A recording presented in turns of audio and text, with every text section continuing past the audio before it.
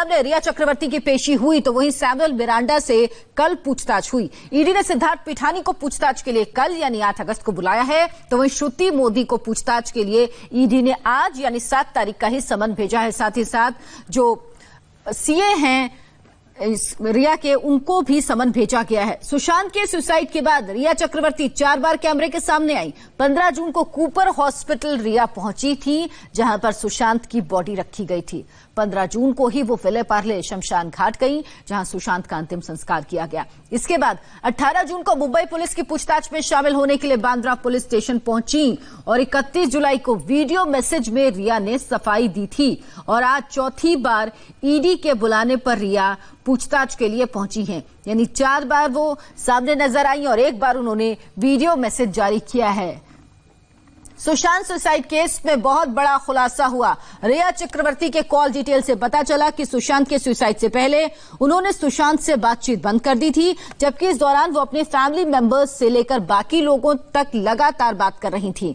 India TV के पास रिया की call detail है, जिससे पता चला है कि आखिरी दिनों में रिया ने सुशांत से सिर्फ 147 सेकेंड यानी 2.5 मिनट से भी कम बात की थी। हैरानी की बात यह है कि सुशांत सिंह राजपूत सीडीएमए फोन का इस्तेमाल करते थे, जो आजकल कहीं यूज में नहीं है।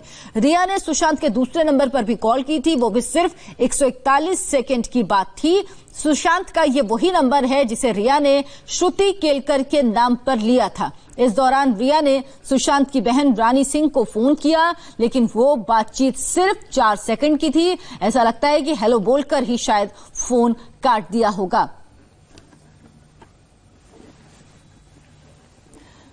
तो पूरी कॉल डिटेल सामने आई है। सुशांत का नंबर, एक नंबर जिसे रिया ने श्रुति केलकर के नाम से लिया था, वो भी है। इस पर भी सुशांत से 141 सेकंड बात हुई। रिया ने सुशांत की बहन रानी सिंह को भी फोन किया, जो सबसे बड़ी बहन है सुशांत की, लेकिन ये बातचीत सिर्फ 4 सेकंड की है। रिया की कॉल डिटेल में हैरानी इस बात को लेकर है कि आखिरी दिनों में रिया ने अपने पिता से 18 मिनट से ज्यादा बात की, अपने भाई से 17 मिनट से ज्यादा बात की, यहां तक कि हाउस मैनेजर और करीबी यानी सैमुअल मिरांडा और श्रुति मोदी से भी 18 मिनट से ज्यादा बात हुई। रिया की कॉल डिटेल से यह भी पता चला है कि उसने टैलेंट मैनेजर उदय सिंह गौरी और महेश भट्ट से भी बात की थी। ये कॉल डिटेल 8 जून से पहले की बताई जा रही हैं। और रिया चक्रवर्ती इस वक्त ईडी के दफ्तर में है। ये तस्वीर आप देख रहे हैं, वो ईडी के दफ्तर पहुंची हैं पूछताछ के लिए। उनसे लगातार पूछताछ हो रही है। सिद्धार्थ पिठानी को कल बुलाया गया है पूछताछ के लिए, श्रुति मोदी को आज बुलाया गया, साथ ही साथ जो सीए हैं रिया चक्रवर्ती के, उनको भी आज ही पूछताछ के लिए बुलाया गया है। रिया चक्रवर्ती से 3 चरणों में सवाल जवाब ईडी करेगा। पहले उनसे पर्सनल जानकारी ली जाएगी, उसके बाद उनके रिश्ते सुशांत से कैसे थे इस बारे में, और उसके बाद उनके पारिवारिक रिश्तों के बारे में जानकारी ली जाएगी, और बाद में बिजनेस में पैसों का लेन देन क्या था इसके बारे में पूरी जानकारी ईडी लेगी। आपने रिया की कॉल डिटेल देखी। रिया चक्रवर्ती की कॉल डिटेल से पता चला कि सुशांत के सुसाइड से पहले उसने सुशांत से बातचीत लगभग बंद कर दी थी, जबकि इस दौरान वो अपने फैमिली मेंबर्स से और बाकी लोगों से बात कर रही थी। हमें सुशांत सिंह राजपूत की कॉल डिटेल भी मिली, जो 8 जून से 14 जून के बीच की है। 8 जून को ही रिया सुशांत का घर छोड़कर गई थी और 14 जून को सुशांत की मौत हो गई। तो क्या सुशांत की कॉल डिटेल में ही छिपा है सुशांत की मौत का राज? देखिए इस रिपोर्ट में।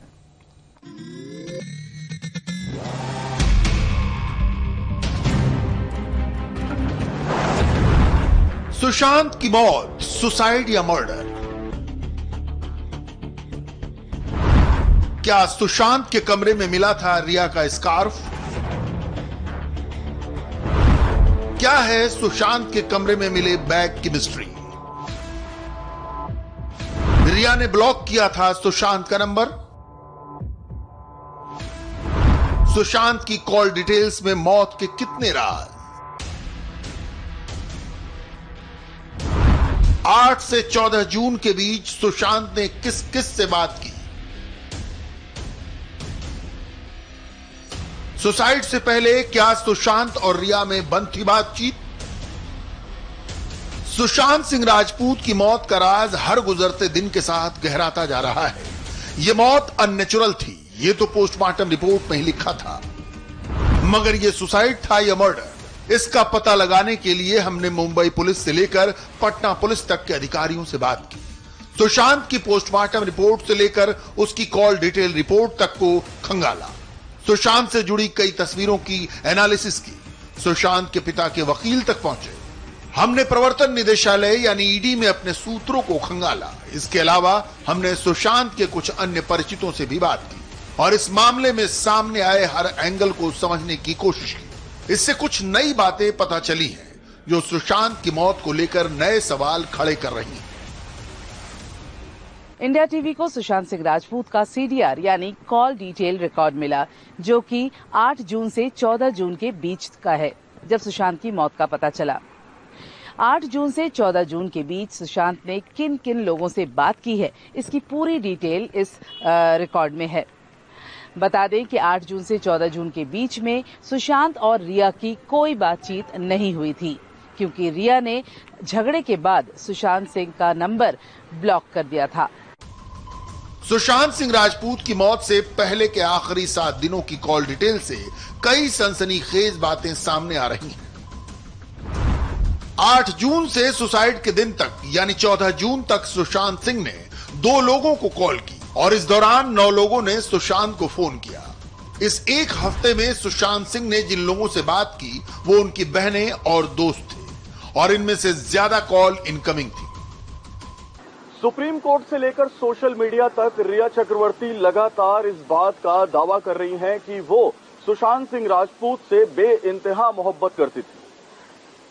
सुशांत सिंह राजपूत उन्हें बहुत ज्यादा पसंद थे। तो अगर ऐसी बात है तो फिर क्या हुआ कि रिया चक्रवर्ती ने 8 जून को सुशांत सिंह राजपूत का घर छोड़ने के बाद 14 जून तक उन्हें एक भी कॉल नहीं किया? तो ऐसी क्या वजह हुई कि रिया चक्रवर्ती ने उनसे बात करने की कोशिश भी नहीं की? और 8 जून को आखिर ऐसा क्या हुआ था कि सुशांत सिंह राजपूत का घर छोड़कर रिया चक्रवर्ती को किसी दूसरी जगह जाना पड़ा? कौन सी ऐसी अनबन, कौन सी ऐसी कला हुई थी कि रिया चक्रवर्ती ने अपने प्यार को छोड़ दिया और चली गई? सुशांत सिंह राजपूत की कॉल डिटेल्स ने 8 जून की मिस्ट्री को और बढ़ा दिया है। जरूरत इस बात की है कि सुशांत की कॉल डिटेल्स की बारीकी से पड़ताल की जाए। हमने सीडीआर को गहराई से स्टडी किया और इससे ये बड़ी बातें पता चलती हैं। 8 जून से 14 जून के बीच रिया और सुशांत के बीच बातचीत का कोई डिटेल इस सीडीआर में नहीं है। 8 जून को सुशांत ने 2 कॉल की थी। ये दोनों ही कॉल सुशांत ने अपनी बहनों को की। पहले सुशांत ने रानी सिंह को सुबह 8:35 पर कॉल किया। दोनों के बीच 11 मिनट 38 सेकंड तक बात हुई।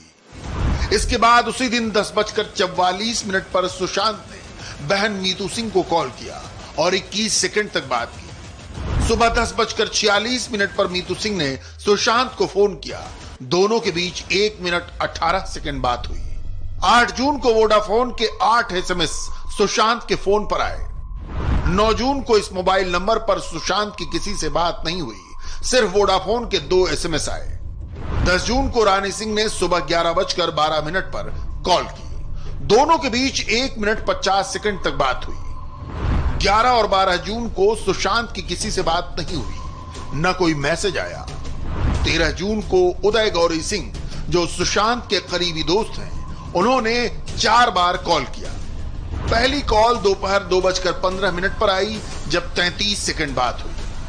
दूसरी बार उदय ने 2:16 पर किया, तब दोनों में 4 मिनट 57 सेकंड बात हुई। तीसरी बार उदय ने सुशांत को 2:22 पर फोन किया और यह बातचीत 24 सेकंड चली। फिर चौथा फोन तुरंत ही आया 2:22 पर। यह कॉल बस 3 सेकंड की थी। यानी 13 जून को 2:15 बजे से 2:30 बजे के बीच उदय गौरी सिंह ने सुशांत को 4 बार कॉल किया और दोनों के बीच टुकड़ों टुकड़ों में करीब 6 मिनट तक बात हुई। उदय के बार बार कॉल करने की एक वजह कॉल ड्रॉप या नेटवर्क की कमी से कॉल का कट जाना भी हो सकता है। 14 जून को सुशांत के फोन पर कोई कॉल नहीं हुई। सिर्फ सुबह 7:34 पर वोडाफोन से एक प्रमोशनल मैसेज आया था। इस सीडीआर में जो चीजें सामने आई है उसके हिसाब से सुशांत ने 2 आउटगोइंग कॉल किए, जबकि 7 इनकमिंग कॉल के तौर पर उन्होंने रिसीव किया, लेकिन इसमें एक भी फोन कॉल रिया चक्रवर्ती का नहीं था।